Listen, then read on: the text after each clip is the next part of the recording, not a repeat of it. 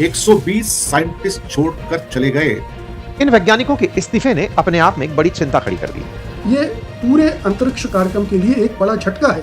और साथ में पीएसएलवी के कम से कम तो पिछले कई मिशन फेल हुए हैं, लगातार बैक टू बैक फेलियर हुए हैं। वैज्ञानिकों को शोषण करके उनसे काम करवाया जा रहा है। डायरेक्टर विक्रम जोसेफ और चंद्रयान 3 के प्रोजेक्ट मैनेजर आदित्य रल्लापल्ली जैसे बड़े नाम अगर शामिल हो कि इन्होंने भी छोड़ दिया है तो ये बड़ी चिंता का विषय बनता है। 13 रॉकेट लॉन्च का लक्ष्य रखा गया था, लेकिन 15 जुलाई 2026 तक एक भी लॉन्च नहीं हो पाया है। 2026 में अब तक इसरो ने सिर्फ एक मिशन ट्राई किया जो फेल हो गया। कोई भी वीआरएस और इस्तीफा स्वीकार ना किया जाए जब तक ये मिशन पूरे नहीं हो जाते कि उनको एक्सेप्ट ना किया जाए उनके रेजिग्नेशन को। लेकिन आप सोचो कि जबरदस्ती किसी का रिजाइन एक्सेप्ट ना करो और कल तुम्हें काम करना पड़ेगा तो नहीं काम करेगा। आपको जो करना करो, निकाल दो नौकरी से। इतना तेजी से निकले कि इन वैज्ञानिकों ने कईयों ने तो कई अहम प्रोजेक्ट छोड़ दिए। अब ये तो चुनौतीपूर्ण है। इसरो की लॉन्च एक्टिविटी पूरी तरह से रुक गई है और फाइनली किसी दिन ये होगा कि इसरो फेल हो गया। क्या सरकार 14 से 16 घंटे काम करवा के वैज्ञानिकों को बंधुआ मजदूरी करवा रही है, बॉन्डेड लेबर? अगर दुश्मन देश किसी भारत की प्राइवेट कंपनी में फंडिंग करवा दे और उनसे कहे कि सारे के सारे वैज्ञानिकों को तोड़ के इधर ले आओ, मुंह मांगा पैसा दे दो, आपका तो पूरा अंतरिक्ष प्रोग्राम रखा रह जाएगा। उसका फोकस गाय गोबर गोमूत्र में हो, हिंदुत्व का एजेंडा को लागू करना ज्यादा हो। और पीएसएलवी की जो अभी सारी एक के बाद एक जो फेलियर हुए हैं उसको कम बैक करने का दबाव है।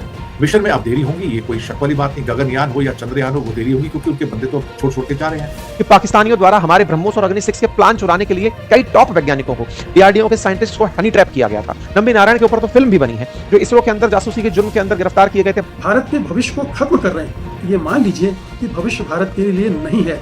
सरकारी नौकरियों के अंदर जो कैंसर पनप रहा है कि टैलेंट की इज्जत नहीं है। हम इंतजार कर रहे थे चंद्रयान का, हम सोच रहे थे कि हम गगनयान देखेंगे, हम इंतजार में साहब लोग ही नहीं है, कैसे भेजेंगे? तो ये एक चुनौती। दोस्तों, आज एक ऐसी खबर आई जिसने दुनिया को चौंका दिया। खबर निकल कर आती है कि 100 से 120 वैज्ञानिक, जी हां, 100 से 120 वैज्ञानिकों ने इसरो छोड़ दिया। ये अपने आप में एक अद्भुत खबर है सर। जी हां, बिल्कुल अद्भुत खबर है। और ये कई न्यूज़पेपर में, खासतौर से टाइम्स ऑफ इंडिया ने भी इसको दिया है कि government titles ISRO exit rules as 120 scientist quit in a year. ये इसे क्या कहा जाए इस न्यूज आइटम के अंदर कि wave of resignations bye nearly 120 ISRO scientist, many working on Gaganyaan and other flagship missions over the past years have prompted the Department of Space to tighten the rules on voluntary retirement and resignations, requiring all such cases to be cleared by headquarters instead of being routinely approved by central level. ये तो 14 जुलाई को एक नया order issue हो गया साहब।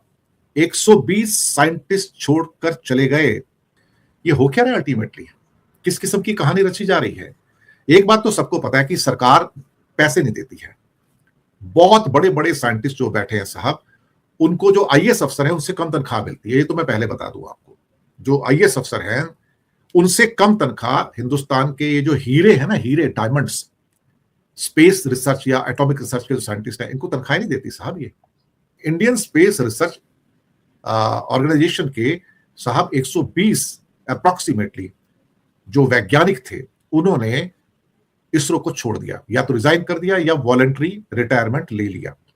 अब department of space ने 14 जुलाई को, यानी कि परसों जो गुजर गया, एक इंटरनल मेमोरेंडम जारी कहा कि कोई भी वीआरएस और इस्तीफा स्वीकार ना किया जाए, बिल्कुल भी। बल्कि यहां तक शायद कहने की कोशिश की जा रही है कि जब तक ये मिशन पूरे नहीं हो जाते कि उनको एक्सेप्ट ना किया जाए उनके रेजिग्नेशन को या उनके वीआरएस को।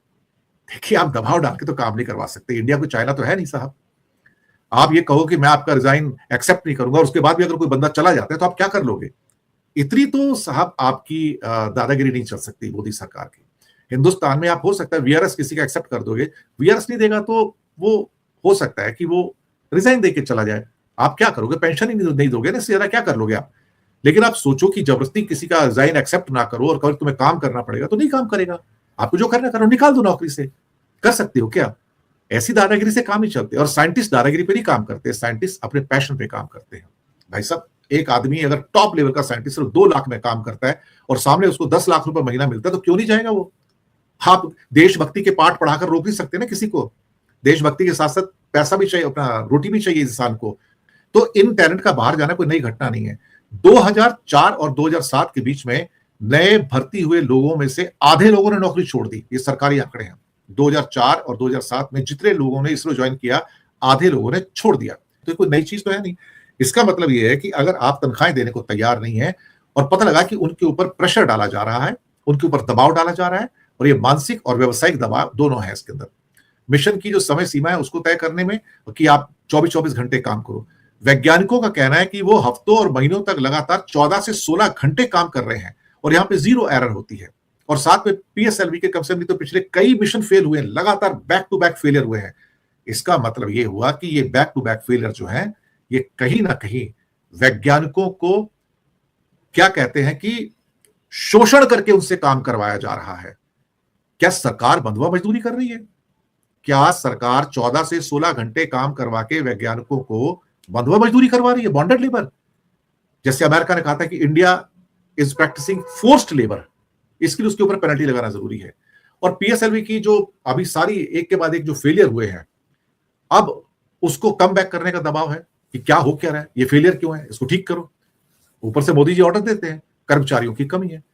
14,108 जो टेक्नीशियन और साइंटिस्ट के पद है, सिर्फ 12,472 लोग हैं। 1,636 पोस्ट खाली पड़ी है, कोई भर्ती नहीं साहब। अब इसका मतलब ये हो कि अब सरकार कहती कि नहीं भैया, अब हमको भर्ती करनी पड़ेगी, क्योंकि अब दरअसल देखा जाए तो अब बात बिगड़ गई है। सरकार ने खुद ही अपने पैर पे कुल्हाड़ी मारी। अब यहां पर शोषण शब्द तो आता ही है, इसमें कोई शक वाली बात नहीं है कि गवर्नमेंट एक्सप्लॉइट कर रही है। जो नए विचार आते हैं, एक सुनने में आया कि उनको कभी भी एक्सेप्ट नहीं किया जाता और उनको लंबी मंजूरी से गुजरना पड़ता है, जिससे जो यंग टैलेंट है, जो साइंटिस्ट हैं, उनमें बहुत फ्रस्ट्रेशन आता है कि आप हमारी बात सुनने को तैयार नहीं है। वहां पे क्या वो सीनियर है, वो सीनियर है, वो सीनियर, उसकी बात सुनी जाएगी। तो गवर्नमेंट डिपार्टमेंट जैसे काम करते हैं।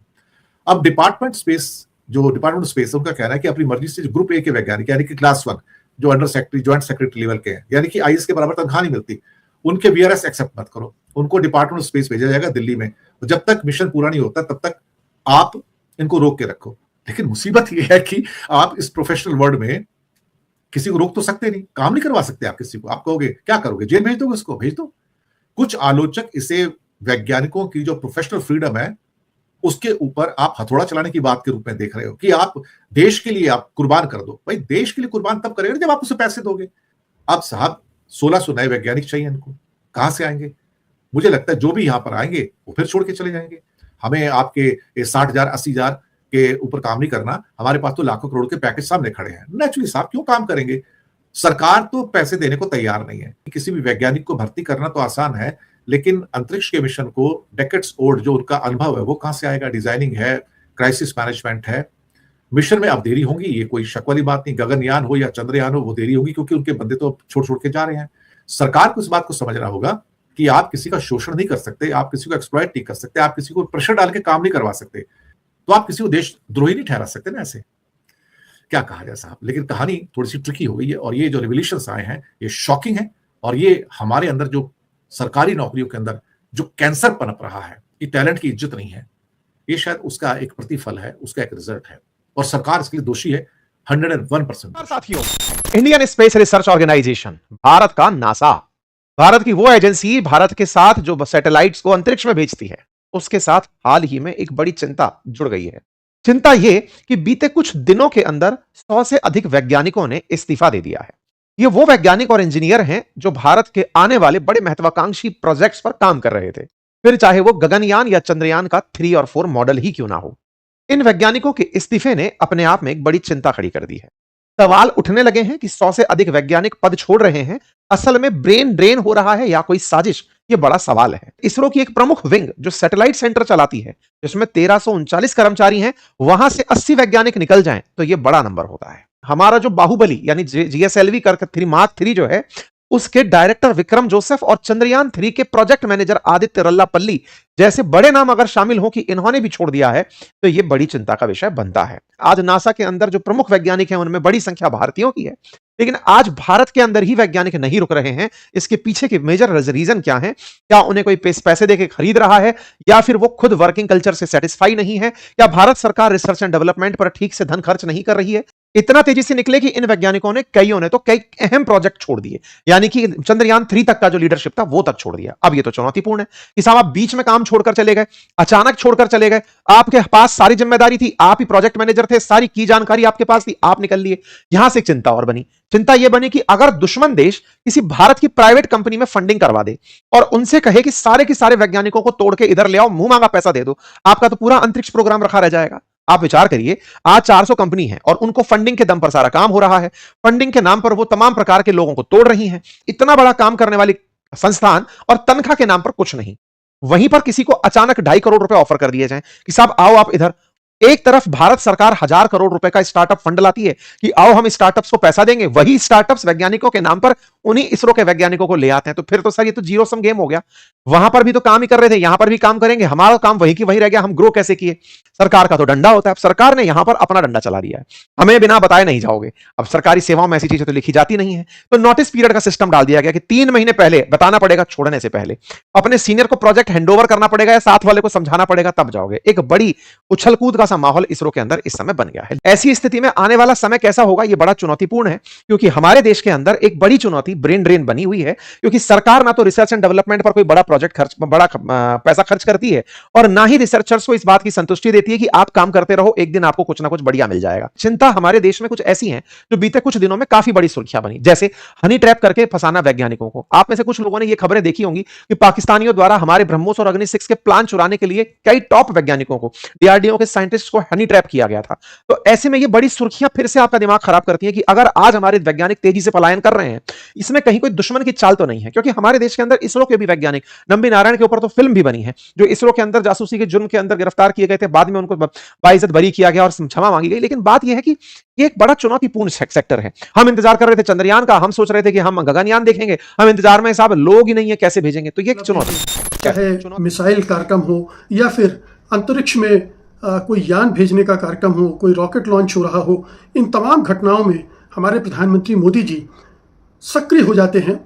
वो उन स्टेशंस पे पहुंच जाते हैं जहां से ये लॉन्चिंग वगैरह हो रही होती है और इस तरह से अपने को पेश करते हैं जैसे वही लीड कर रहे हों इस पूरे ऑपरेशन को, पूरे कार्यक्रम को, और सारी लाइमलाइट वो अपने ऊपर रखने की कोशिश करते हैं। वैज्ञानिक उपलब्धि को अपनी उपलब्धि के रूप में प्रस्तुत करने की कोशिश करते हैं। बेशक वो ये बात कहते नहीं हैं, लेकिन जिस अंदाज से वो वहाँ पर मौजूद होते हैं और मिलते हैं वैज्ञानिकों से, और वैज्ञानिक भी चूँकि अब प्रधानमंत्री हैं तो जिस ढंग से मिलते हैं उससे एक प्रभाव, एक संदेश ये देने की कोशिश होती है कि जो कुछ भी भारत आज ये उपलब्धि हासिल कर रहा है वो प्रधानमंत्री मोदी की बदौलत, कि जब आप उपलब्धि का श्रेय लेना चाहते हो तो कम से कम ये भी आपकी जिम्मेदारी बनती है कि ये जो संस्थान हमें विरासत में मिले हैं उनको अच्छे से संभाल के रखें और भविष्य के लिए तैयार करें, ना कि वो धीरे धीरे करके कमज़ोर होते जाएं। कमज़ोर हो रहे हैं इसका एक प्रमाण ये है कि साल भर के अंदर हमारे 120 वैज्ञानिक इसरो छोड़कर चले गए हैं।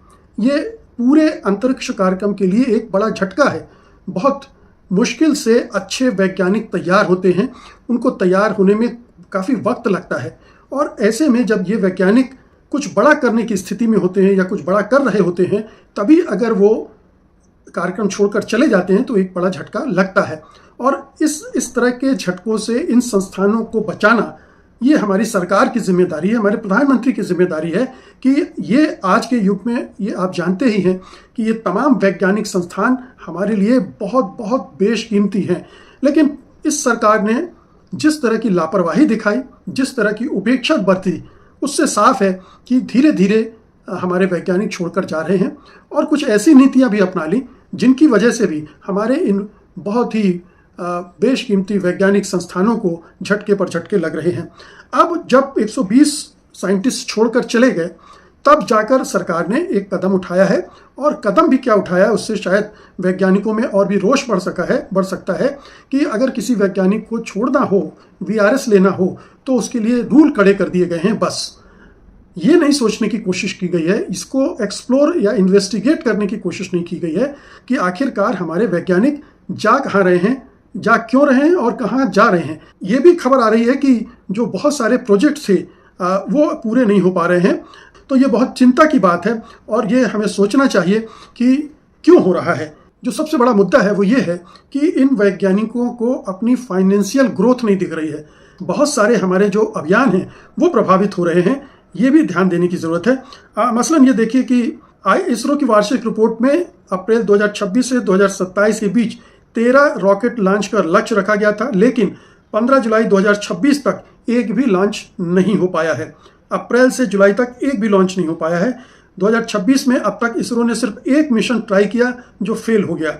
मई 2025 से 2026 के बीच 2 PSLV मिशन PSLV C61 और PSLV C62 भेजे गए, लेकिन फेल हुए थे। तीसरे स्टेज में समस्याएं आ रही थी। जनवरी 2026 के फेलियर के बाद इसरो की लॉन्च एक्टिविटी पूरी तरह से रुक गई है।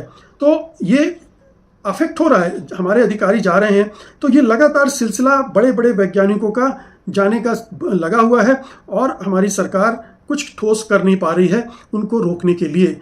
अब सवाल उठता है कि सरकार को क्या ये समझ में नहीं आ रहा है कि ऐसे समय में जब दुनिया में विज्ञान के क्षेत्र में प्रतिस्पर्धा लगातार बढ़ती जा रही है, तमाम बड़े देश विज्ञान पर ज़्यादा खर्च कर रहे हैं, रिसर्च कर रहे हैं, और चीन तो अमेरिका में जो उसके वैज्ञानिक काम कर रहे थे उनको वापस बुला रहा है कि आप आइए, हम आपको सुविधा देते हैं। ऐसा लगता है कि सरकार जानबूझकर, जिस तरह से पब्लिक सेक्टर को तबाह किया गया, पब्लिक सेक्टर को पहले बीमार किया गया और फिर कह दिया गया कि अब तो ये ठीक हो नहीं सकते, तो उसको औने पौने दामों में प्राइवेट सेक्टर को बेच दिया गया और प्राइवेट सेक्टर को सस्ते में मिला और वो अब अपना उससे मुनाफा कमा रहे हैं।